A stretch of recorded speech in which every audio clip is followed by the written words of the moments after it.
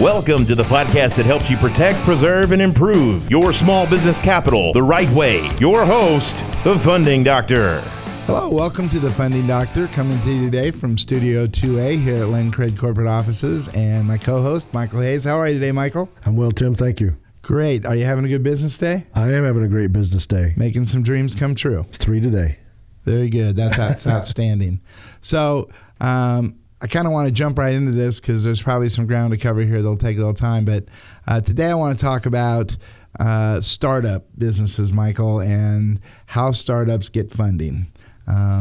We know that a lot of startup businesses happen because folks either, mid-career lose their jobs and decide that they're tired of working for corporate America or someone else, and they've got ideas, they want to do their own thing, or possibly they're younger and they just want to get started on their own 2 feet, being their own business owner, and that's all great.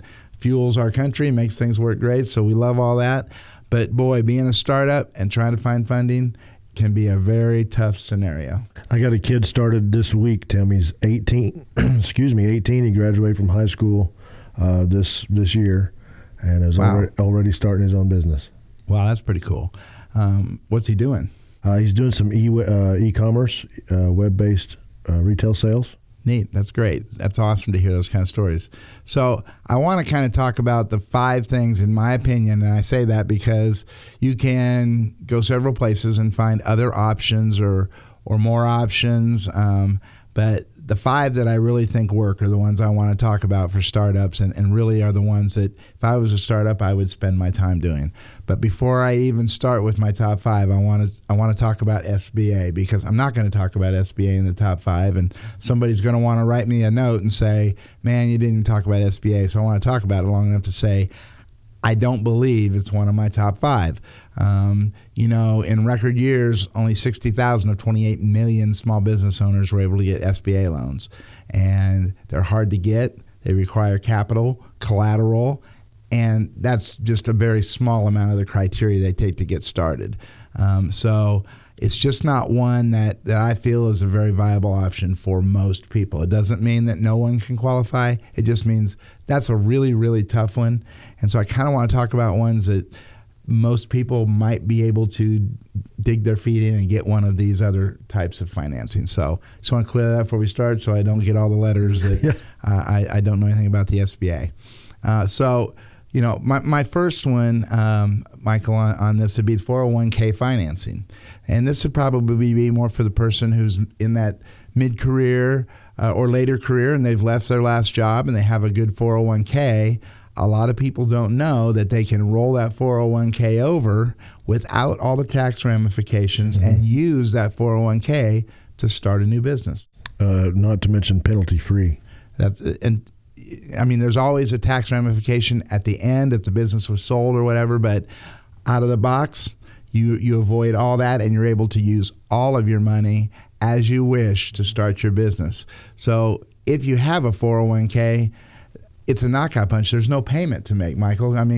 Think about that cash flow when you start a new business. There's absolutely no payment to make. You use your own money and you get started. Yep, and those programs even allow for rebuilding of that 401k. So it's not like you're using up your whole retirement for your business and you never have it again. You actually get to rebuild it. Absolutely, a great option when you're getting ready to do a startup business. And actually, in a few weeks here, we're going to have one of the top 401k folks in the country here with us talking a little bit more about that. So make sure you check our schedule if that's something you might be interested in because it really is a great option. The second option, of course, is near and dear to us, and that's unsecured funding. One of the things that is available to a lot of people is unsecured funding. And there's lots of ways to do that right. There's lots of ways to do that wrong. So, but if your credit is good, doesn't have to be great, has to be good, and you can meet the small little amount of criteria. It's not industry specific, so everybody qualifies as far as their business type. It is with good credit, no documentation, no collateral. It's something very easy, and it's got very low payments, which keeps it real cash flow friendly when you're starting your business. And you're referring to the unsecured business credit cards. That would be that's one for sure. So a great thing for a startup business. It also allows them to probably get things going in the right direction. And, if you couple that with a 401k, you really can do something here of a pretty good magnitude. And the great thing about it is that unsecured financing can be coupled with almost any other kind that there is to get you more financing when you're starting up. Mm-hmm. And obviously, one of the number one things that happen is we never get enough funding when we're starting a business. I see business plans from people who send them over and say, here's my business plan. And I always kind of look at that, and what always amazes me is they have a great plan put together of how their business is going to open, what they're going to sell, or what that piece is, how all that's going to work. And I never see the funding plan. They assume they're going to go get an SBA or some other kind of funding, and I always wonder what happens when they don't get that. Do they stop, or do they understand that there's way more options out there if the one that they're looking for doesn't work? So everybody always has a favorite, and they always will, but certainly unsecured funding is probably one of the largest options out there for a new startup small business. The lowest risk, too. I mean, very little risk if you're doing that the right way. You're not risking homes, right? Cars, your family, anything. You're being able to, start your business, and what you risk it the most is your credit score. Credit score, which can be rebuilt. Absolutely.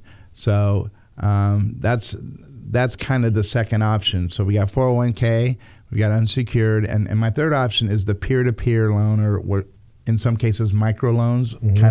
kind of in the same ballpark. Peer-to-peer loans have become huge and way outnumber the SBA loans. I mean, they are, heavily popular right now. Mm-hmm. They're loans made to you by your peers. Lending Club, Prosper, just to name a couple. That's what you're talking about, Tim. I think I'll follow you right along with that. Absolutely. So, another good form of financing for a startup. You simply have to have decent credit and convince someone that what you're doing is worth loaning you the money. So a great option for a startup business. And again, I think that, you could do all three of those options, Michael, if you were starting a new business and continue to build your capital for the future. There's definitely some good strategies where that is absolutely not only the right thing to do, if it's possible, but for the longevity of a business and not running out of capital, Tim, I mean, there's no argument at all. And then, of course, the fourth option, and I always like this one, are friends, families, and fools. Everybody's favorite, right? I mean, friends and family. Sometimes they're the ones that will jump right out there and offer to loan you money to get your business started. And certainly nothing wrong with that. Some people prefer not to be locked into their families or their friends. Might not mind a fool, I don't know. But, certainly one of those areas where, it is a viable option when you're a startup business to borrow money from friends and family and get started that way. And then, of course, my fifth one is your personal savings account.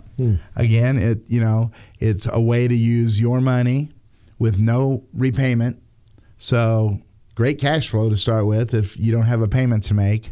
But again, you can couple some of that with some of these other options if you've got a personal savings account and really get yourself into some pretty good capital to get that business rocking and started and be able to grow it at a speed that makes sense. And I think it's important too, Tim, and all of your top five are great options, but all of them work, in my opinion, all of them work a lot better with each other, not just one source of funding. I talk to lots of people, business owners that have started their business, running their business, looking for additional capital, and they only had one source of funding.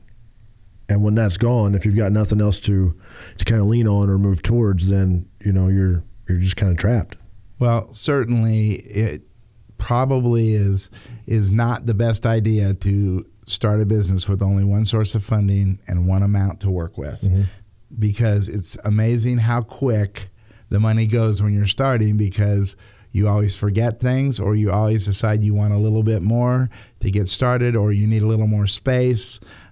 Technology can costs you a lot of money when you're getting started, that you're not really counting on. You don't understand what that looks like. Marketing, one of those top 3 reasons that businesses fail is not having enough marketing.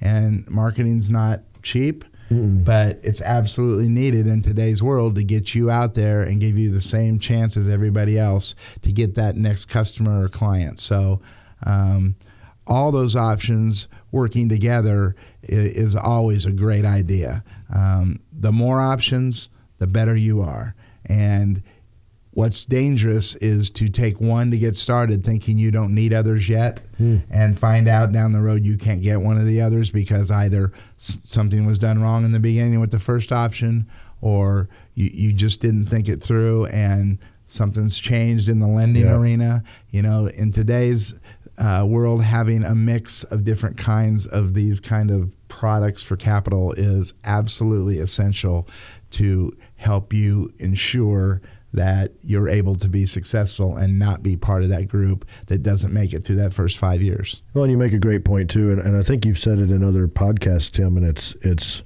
really one of the most important things. Lending trends change. I mean, as long as I've been in the business, the only real constant is that lending trends change. And you gotta, when you're funding a new startup business, I think it's really important to stay as diverse as you can. Get more than 1 or 2 of these options in place. The unsecured funding options are a great one because most of those involve revolving credit lines. So if you're not using them, you're not paying for them. Absolutely. And they're sitting there waiting for you to use them. So I echo everything that you're saying, and even recommend more so that when you're funding your startup business, get more than you think you need. If your business plan calls for $50,000, add 20 or 25 cents to it, make that a funding goal, and get yourself set up so that you don't run out of money. So out of my top 5 options, Michael, there's 2 here that require no repayment, the 401k and the personal savings. There's not a payment attached to those. You use them as you need them, and you dictate how much you want to put back to replenish those. That's a really good point. And in the unsecured financing, we're looking at only paying for what we're using, so we can have additional capital as much as we want without having to make a payment on that if we're not using it, but it's there when we need it. And then your peer-to-peer and your friends, family, and fools. So those are my top 5 options. I'm sure that someone will beg to differ with me on that. That's okay. I feel confident. We do this every single day. We talk to hundreds and hundreds of clients every month, and these are the ones that work, and that we can send a client out with knowing that we can have results. So anyway, I appreciate your time today. Our next podcast next week, I believe, we actually are going to have Levi King here from Creditera, and he's going to be here to talk about your personal credit and your business credit and how those things intertwine and why it's important to make sure that you've got business credit being built. So until then, Michael and all you folks out there, Funding Doctor out.